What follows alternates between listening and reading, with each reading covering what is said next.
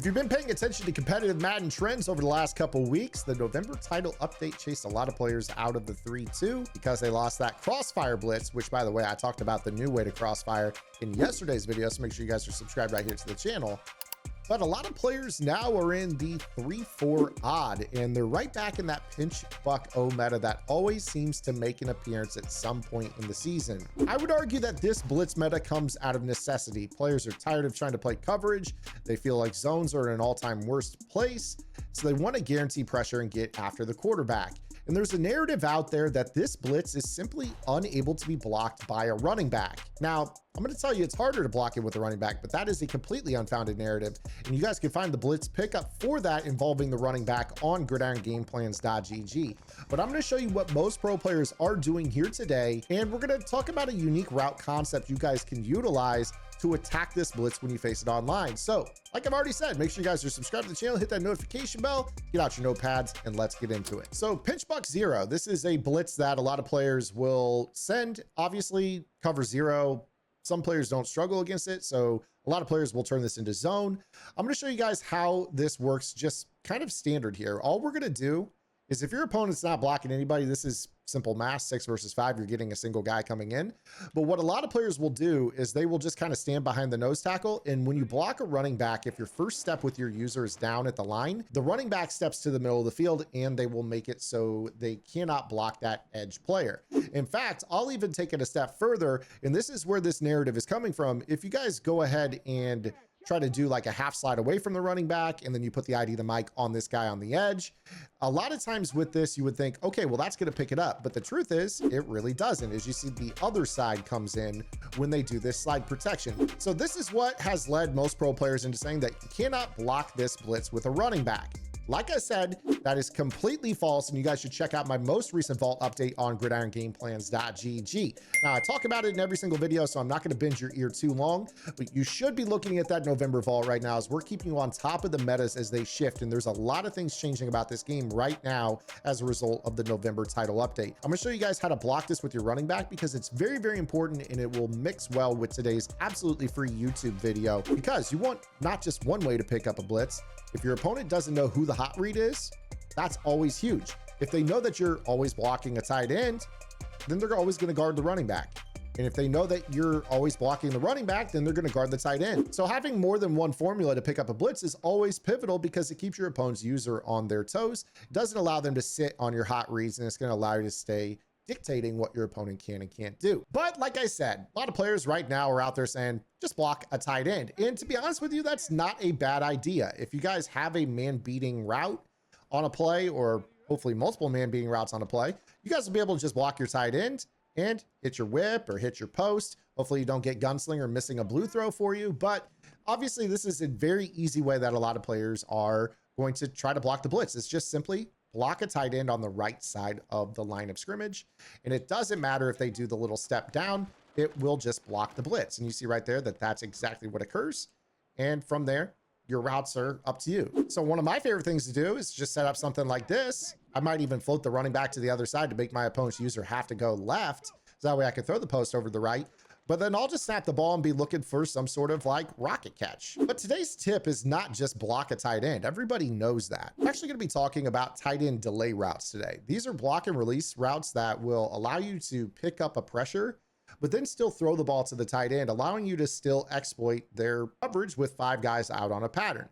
So the playbook that I'm in here today is the Seattle Seahawks offense. This is the offense that I've been in the entire season so far. And one of the reasons I can't leave this playbook is because they have so many block and release check down crossers to the tight end. Now, these aren't the same as block and release drags. If you notice that this play verticals wide delay, notice how this route kind of goes up the field compared to the delay drag that you might find on the play Z out. And in fact, this playbook has a number of these routes, as I've already mentioned. You take a look at verticals wide delay in the trips tight end, or the verticals delay in the gun normal Y off. This is actually a great route that will beat man and zone. So what I'm going to do here is I'm going to start off by not actually blitzing. I just want you to watch how this tight end route works once it releases out on the pattern against man-to-man. You're going to see right here that it will cross face and get open quite well. And because it goes up the field, it goes to a spot that a hard flat is actually unable to get to. So what this means is, like, let's say that we're talking about maybe a defense where we've got a corner on the tight end or a safety on the tight end. This can be really, really useful because they aren't actually going to be in a position where they jump this like they would like a regular drag. You're going to see here he's going to release. He's going to create separation over the middle, and it ends up being really, really valuable for us. In fact, right there, you saw that with a regular man-to-man play, the running back releasing to the flat caused a swap, and that put the linebacker on this player, which actually allowed us to get this route open. So you see right here that that fully powered up middle linebacker, Kirkland, gets cooked on this route, and a hard flat just isn't able to get back into the equation to stop this play. Now, this is also really, really useful when you're talking about picking up a blitz, not necessarily as the primary read on the play, but something that if everything else is covered, you can check down to late in a progression is huge. So what we're going to do is we're going to go right back into that pinch buck, and we're not going to do anything other than just set up our route combo. So what I'm going to do here is maybe just put, you know, a post, a streak, a drag, a slant, whatever on the play. We're going to be getting a lot of flow going from the left side of the field to the right here in this example, and then the tight end is going to cut back against the grain. Now, again, with this particular play, we don't have to put in any protection scheme at all. In fact, with this, the thing is the user is oftentimes responsible for the running back. So he's going to have to respect the quick throw of the running back. If they get caught up just kind of hanging out, this is always a quick check down. So I kind of start my plays off with that. Is the user doing his job? If not, you're not ever going to get to that tight end route. But you also see that, you know, this is going to be from a targeting perspective enough. You see right here that all 6 blitzers on this play did get picked up before the ball even came out of the quarterback's hand. And that's going to be huge for us. So that's going to give you time to either throw hot or find your open reads on a post or a corner or whatever it is that you want to throw. So let's go ahead here. In this example, I'm not even going to float the running back. I'm going to leave him going to that right flat. And then I'm just going to attack the middle of the field otherwise. So we'll put a streak, maybe we'll put a post on the field, and I'm just going to snap this ball. Now, ideally, if something else comes open first, you throw it. That's the rule. But I'm going to try to hold on to this ball so you can kind of see. And you see how that route gets open and it just cooks the safety. Now, that's no slouch item. That's Kirby Joseph, high speed, high man coverage, high zone coverage. And you just see that it cannot guard this delay route. What it ends up doing is it basically is going to stay over the top of it because it knows it's a delay route. But by the time it releases, it gets absolutely cooked over the middle of the field, and this ends up being open.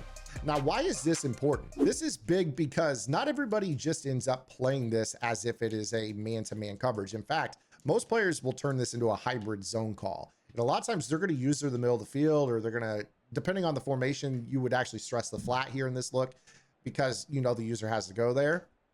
So what this allows you to do is maybe kind of space the field. So I'll attack the flat just the same way. And then I'm going to snap this football knowing that that linebacker has to go. And then you see right here, this guy just pops open over the middle of the field against these zone calls. And potentially that could be a huge gain depending on what type of tight end you have. Are they great after the catch with the juke or the top end speed? That could be just a catch and run on a simple check down. So it's not just a man beating route.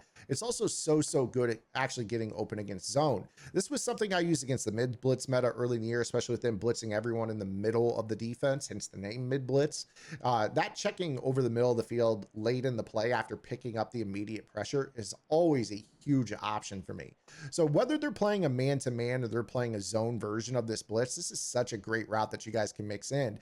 Now, of course, this is in the bunch tight end, and I've talked about it before in passing, but it is something you can find in other formations here in this playbook, as I've already mentioned. So let's say, for instance, we got this verticals Y delay out of this normal type formation. The reason you might call something like this is that maybe your opponent is more prone to, you know, turning this into like maybe a cover 2 type defense. Maybe it's something like this, where they're just blitzing you like so, or maybe their user's going to try to go bait between the left slot and the, you know, the running back. You know, you do a lot with this here. Something that I'll oftentimes do is I'll just streak the running back out of the backfield and snap the ball because I know that that tight end is going to release late in the play. And then boom, I've just got this little throw that I can hit over the middle of the field. So you can like roll out, try to look for the running back. I mean, if you have a running back apprentice, even consider that, you know, depending on what their shell is, you might say, all right, well, this is a cover 2 shell. What I'm going to do here is I'm going to run a running back on a corner route. And, you know, maybe this allows me to play a high-low game with Smith and Jigba and Dunn and Ridley on that sideline. We snap this ball. You see right here, I can kind of roll out, roll out, roll out. Running back is potentially open, or I can throw the ball back across my body if that user is not in the middle of the field where he should be. So this route is so huge. I love it. It's all over the Seattle Seahawks playbook. Don't worry if you don't have it though. You guys can still use delay crossing routes. Like I mentioned earlier, this is better than a delay crossing route, but delay crossing route's better than nothing, and it'll give you a great option for attacking this defense and maybe making your opponents get out of this blitz style and back into something else. So if you struggle with the 3-4 odd, this is the way out. I hope you guys enjoyed today's video. If you did, give it a thumbs up, subscribe to the channel, check out my strategy website, and I'll see you guys tomorrow. Until then, this is Zan. Happy Thanksgiving, get in the lab, and good luck.